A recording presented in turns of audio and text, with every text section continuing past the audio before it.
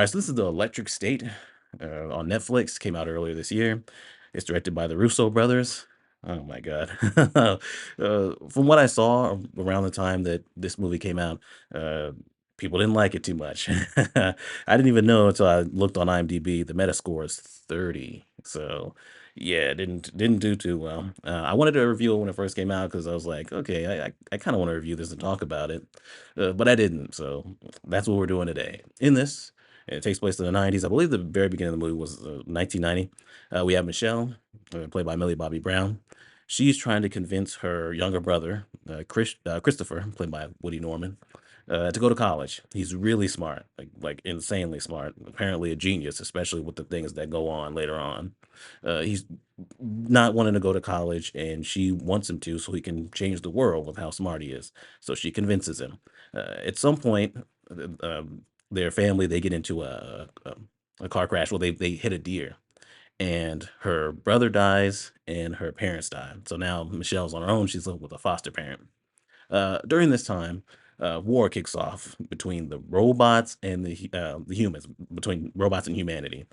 And the robots really want their freedom, not to just be workers or be owned by humans. They want to be seen on the same level as humans, have rights, things like that. So they're fighting for their freedom, led by Mr. Peanut. We'll definitely get back to him. So the humans are losing, but they developed this thing called the neurocaster.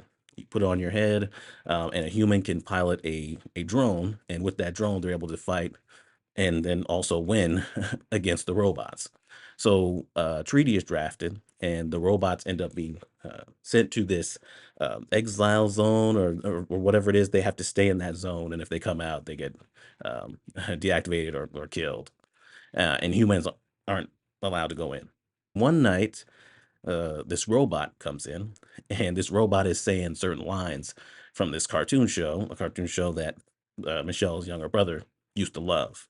And he points at a picture of them together and points at her brother, basically saying, even though he can't talk, that uh, that her brother is actually alive and off somewhere, and his consciousness somehow ended up in this robot. So now she has to go with this robot to find his body and also find a doctor and things like that. Find out what happened and hopefully get her brother's consciousness back into his body. So this is a mess. It's got bad writing, bad dialogue, bad jokes, a bad soundtrack. It does not come together. But I do think Millie Bobby Brown is actually really good in this. The emotion that you can get from the movie is mainly from her. I think she does a good job with these emotional moments with her and her brother, mainly in the flashbacks because he's just a robot in present day and can't even talk. But you do get something from those scenes of those flashbacks of her and him talking to each other. She clearly cares a lot about her brother, and so that is her motivation that pushes her on during the story. And you do feel that from those scenes. The sci-fi stuff, the robots, the neurocaster, stuff like that. Some cool and interesting stuff here. Like I really like the design of the robots, most of them, other than one, we'll definitely get back to Mr. Peanut. Uh, but the designs of the robots look cool. They all have their own different little functions that they did back when they were still, doing that for humans and things like that. One of them's like a male woman; she delivered mail. One of them cuts hair and things like that. Interesting designs of the robots and the effects. I think look really good. Actually, it's questionable sometimes when they interact with the real world and people, but for the most part, they do look good effects wise. And the neurocasters, man, that is such a cool concept, right? They put them on their head, and obviously they can pilot the drones, but they can also have these little scenes play out, and they also can be in other places. And they use the neurocasters even for lessons in school to like go to different areas and learn about them and things like that. And that's really cool. There's sci-fi wise, it's almost like you started with that stuff, and then it's like, okay, let's get let's get named actors in here, the actors that people definitely recognize, and just kind of throw something together. And because of that, it just it doesn't reach the potential with the stuff in here that actually is interesting. definitely a big missed opportunity here. The first thing that like pops out at me is not having this actor Woody Norman voice the robot whenever his consciousness, the brother's consciousness is in the robot, because we miss out on getting more development with them, like seeing them interact with each other and things like that. Really, the robot is almost like a pet and just says lines from that cartoon show, and that's it. It's like, okay, if he could talk, they could really interact and we could get more than just the flashbacks when it comes to their relationship. And so this big thing that happens in the end with the brother would feel earned, well developed, and would have a lot of impact. As is, it's kind of weak. And then also, it would have been more believable when the robot is telling Michelle that her brother's alive and in the robot's body, because she just kind of believes it and just goes along with it. It's like a pretty big thing, and I guess just pointing at the picture and saying lines from that cartoon or whatever it is was enough for her. Are you a robot now? But you're alive. You're out there. The real you is out there somewhere. Are you all right? It's just messy and just has like just such a lack of development, like the world and the war and everything. We see the war as like a montage, and they have this whole thing where they did a treaty with the robots. It's like, why would you do a treaty with them? You don't see them as being equal to humans. You don't see them as humans. That's something you do for an enemy human force that you're trying to still have peace with. Okay, you stay over here, we stay over here, and this treaty. We have it in writing that like you stay there, and we won't mess with you. You won't mess with us. Them being robots and you seeing them as property and things like that, like that's the whole point of you fighting against the robots in this war and not just giving them their freedom anyway. Why would you have a treaty and have them stay there? Why wouldn't you just deactivate them or kill them all off? Right? I didn't understand that at all. It didn't really make sense to me. But we have Giancarlo Esposito's character.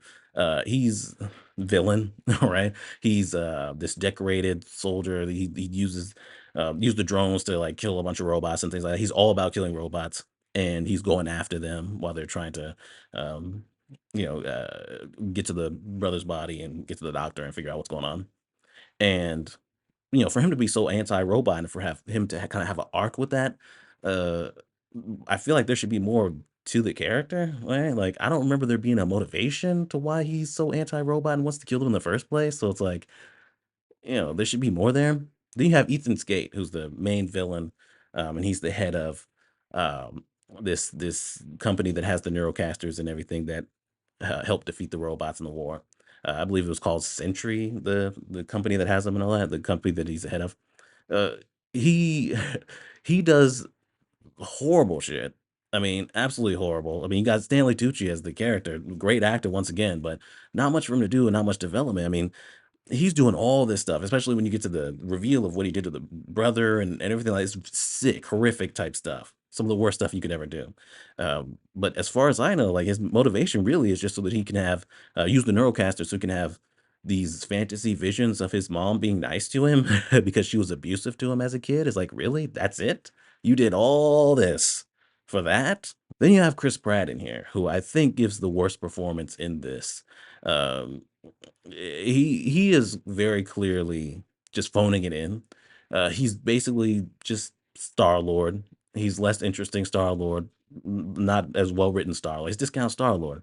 The way that he gives his lines, the way that his character is like personality wise and stuff like that, it's very Star Lord. Star Lord with a bad haircut. I don't know what they did. I don't know why they decided to put that ugly ass wig on this man. I guess to fit the time period, but that shit is ugly. And then there's a character that's like, he needs a haircut. I was like, okay, I guess you acknowledged it, but why did you have it on him in the first place? And then he gets his hair cut, and so his hair's cut for like the climax of this movie. And it's like, why couldn't it have been that way the whole time? It's distracting that wig.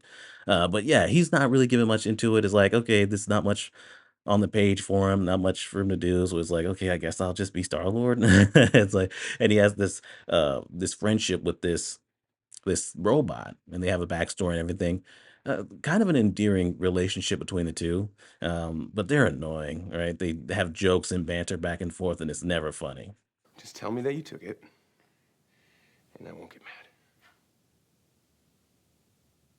I took the cord. God bless America! Oh, it's the 8-inch model for detail work. Detail? I've never seen I've this. never seen your 8-inch model, and I imagine I'm being generous. It's uninteresting, it's boring, it's badly written, dialogue's bad, the jokes are bad. You don't really care all that much about the overall story. Definitely don't care about the characters other than maybe Michelle and her brother. Uh, and the soundtrack is also bad. It's almost on the level of the first Suicide Squad movie, where it's just recognizable song, needle drop moments, recognizable songs, songs that have lyrics that fit whatever's going on in the movie at that time. But it even has a robot that plays the piano, and that robot is doing the same thing, playing recognizable songs or songs that fit the moment. So it's bouncing back and forth between those two things. It was to the point where it was getting on my nerves so bad that that robot that was playing the piano got blown up, and I was like, "Yes!" I was celebrating. I was like, "Man, that was so annoying." At least they took that character out. So I believe it's Planters, the company, has this mascot called Mr. Peanut. He's a guy with a monocle. He's a peanut, and he's got a top hat. Uh, so there was like a, I guess, collaboration with, that company and the production of this movie, and so that mascot, Mr. Peanut, is in this movie, right? A robot version of him, and of course he has to be super important, right? He led the robots to get their freedom. He was there, signing the treaty, and he also is bringing the robots together in this exile zone or whatever to have their own community after the war. It's like, okay, all right. He gets to confront both villains that we're going after. They seem like at one point he was dead. Of course, he didn't die, and so there's a lot of importance to this character. But I have to ask, did you want this character to look like this?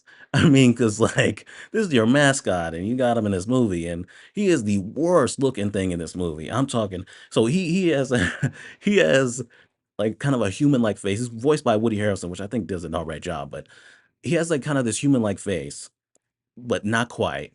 So it has that uncanny valley effect. I mean, the thing is so ugly. The thing is nightmare fuel when he starts talking. It just feels and looks off. Like you want to look away, right? Like if you saw this at night, you'd be terrified of it. Horror movie villain style terrified. Really, I'm looking at this thing and it really is. I do feel like at some point it will be in my nightmares. It's like, you wanted it to look like this? I mean, atrocious design and effects. It looks like shit, and it is horrifying to look at. It really is. Once he starts talking, it is so off-putting, man. It feels like it's thrown together. It's like, really, Russo brothers? Like, what the hell are you doing stuff like this? It's like, oh, well, get back with the MCU or whatever, because this ain't it, man. I mean, this is really messy. You got all these actors in here that don't need to be. It's like they shouldn't be in this, and I don't know. Do you throw them enough money, or because the Russo brothers were attached, that you were able to get these people in this? Because for the movie, it is like maybe the lead would be somebody that is like a name that you're like, oh, okay, I know that person, and it's to get people to watch it. But for it to be like Stanley Tucci, John Carlo Esposito, like, Woody Harrelson is one of the voices, and Millie Bobby Brown and Chris Pratt, it's like, what the fuck for this fucking messy ass, boring ass, overly long ass movie. I don't. Anyway, man, I'm giving this trash, man. Like it didn't come together. It's all over the place and a mess, and it doesn't. It's not a good enough payoff for certain things that actually do work, like the emotional moments with Michelle and her brother. It just doesn't. It doesn't work. Uh, but anyway, that's the Electric State. Trash. Subscribe, and we're done.